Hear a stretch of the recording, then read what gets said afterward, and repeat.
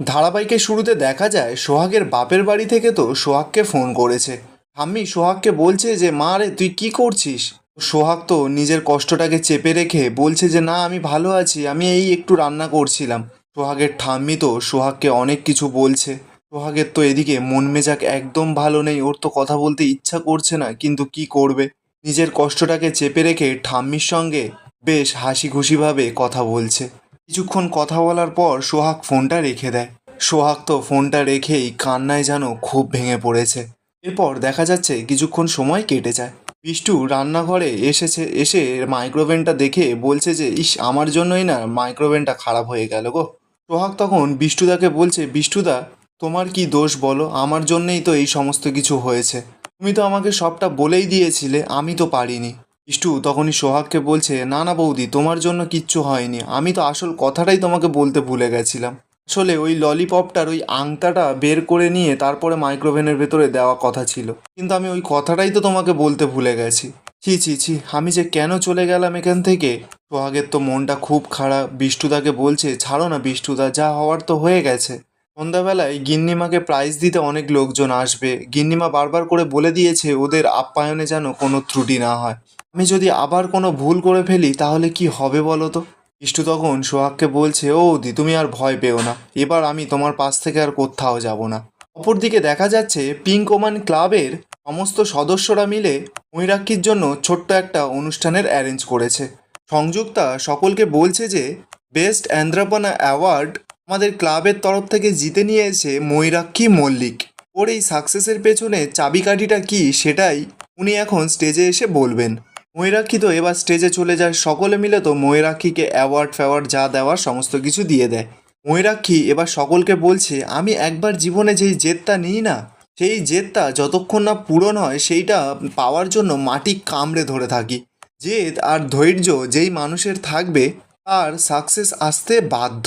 আমি আমার জীবন দিয়ে অন্তত এটাই শিখেছি, তাই এটাই শেয়ার করলাম, থ্যাংক ইউ, এই বলেই ময়ূরাক্ষী নিজের বক্তৃতা শেষ করে। ঠিক তখনই সেখানে দেখা যায় সোহাগ সকল গেস্টদের জন্য চা নিয়ে চলে এসেছে।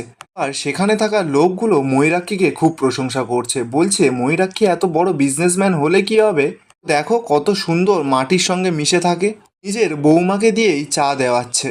তখন সেখানে থাকা আরেকজন বলছে যে শুধু এই চা সার্ভ করাচ্ছে তা নয়, আর এই সমস্ত কাজে ওকে ইনভলভ করে রাখে। এরপর আরও একজন বউ সোহাগকে বলছে তোমাকে না আমি কুর্নিশ জানাই, ময়ূরাক্ষীর মতন এত বড় বাড়ির বউ হওয়া সত্ত্বেও তোমার মধ্যে এতটুকুও অহংকার বোধ নেই। কিভাবে নিজের হাতে সকলকে চা পরিবেশন করছে। তো একটা কথা বলি, তোমার যে ড্রেসটা পরে আছো না সেটা আরেকটু বেটার হলে ভালো হতো, আজকের দিনের জন্য এই ড্রেসটা ঠিক অতটা মানাচ্ছে না। ময়ূরাক্ষী তখনই কথার মাঝখানে বলে ওঠে এক্সকিউজ মি, আপনারা ভুল করছেন, ও আমার বাড়ির পুত্রবধূ নয়, ও এই বাড়ির কাজের লোক। ঠিক তখনই সেখানে থাকা একজন মহিলা ময়ূরাক্ষীকে বলছে কি বলছো কি ময়ূরাক্ষী, আমি তো সে তখন দেখলাম যে সকালবেলা ডাইনিংয়ে তোমার ছেলের সঙ্গে এই মেয়েটারই ছবি, তুমি তাহলে তোমার বাড়ির কাজের লোকের সঙ্গে তোমার ছেলের ছবি তুলতে দিয়েছিলে। আর একজন মহিলা পাশ থেকে বলে ওঠে সত্যি ময়ূরাক্ষী মল্লিকের মতন একটা মেয়ে, যার ছেলে এরকম একটা কাজের লোকের সঙ্গে বিয়ে করলোটাই বা কী করে। ময়ূরাক্ষী তো এবার খুব রেগে গেছে, গিয়ে সংযুক্তাকে আস্তে আস্তে করে বলছে এই কাজের মেয়েটার জন্য না আমাকে সমস্ত জায়গায় ফেস লস করতে হচ্ছে।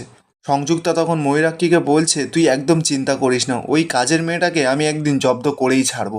অন্যদিকে দেখা যাচ্ছে সোহাগ যখন ওখান থেকে চলে যাচ্ছিল, নেহা তো পাটা বাড়িয়ে সোহাগকে ল্যাং মেরে ফেলে দেয়। ইন্দ্র তো গিয়েই তাড়াতাড়ি করে সোহাগকে ধরে নেয়। নেহা তখন নাটক করতে করতে সকলকে বলছে গাইয়া মেয়ে তো তাই জন্য ঠিকঠাক হাঁটতে চলতেও পারে না। সোহাগ তখন মুখের ওপর ঠিক জবাব দেয়, বলছে যে গ্রামের লোকদের এতটাও বোকা ভাববেন না নেহা দিদি, গ্রামের লোকরা ঠিকঠাকভাবে চলাফেরাও করতে পারে, আবার ল্যাং মারলে এই ল্যাং মারাটা আবার ফিরিয়েও দিতে পারে, কিন্তু তাদের পারিবারিক শিক্ষা সহবত তাদের আটকে দেয়। এই বলেই সোহাগ ওখান থেকে চলে যায়।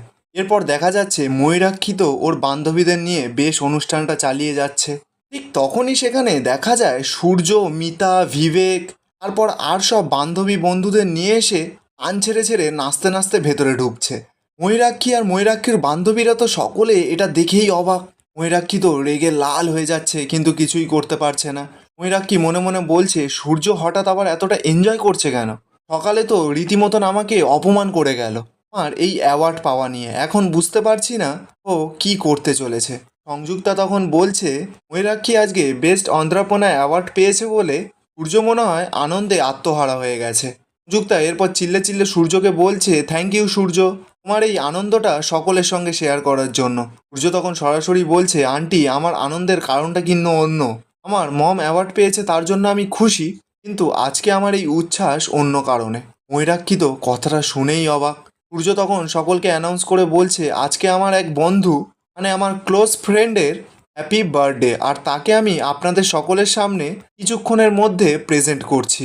ময়ূরাক্ষী তো কথাটা শুনে অবাক হয়ে যায়, ভাবছে মনে মনে যে সূর্য আবার কাকে প্রেজেন্ট করবে এখানে, আর কে সেই ওর ক্লোজ ফ্রেন্ড। এই সমস্ত প্রশ্নের উত্তর জানার জন্য তো ময়ূরাক্ষী একেবারে উতলা হয়ে পড়েছে। আর এখানেই আজকের এপিসোডটা শেষ হয়ে যায়। আপনাদের কেমন লাগছে সোহাগে আদরে সিরিয়ালটা কমেন্টে অবশ্যই জানাবেন।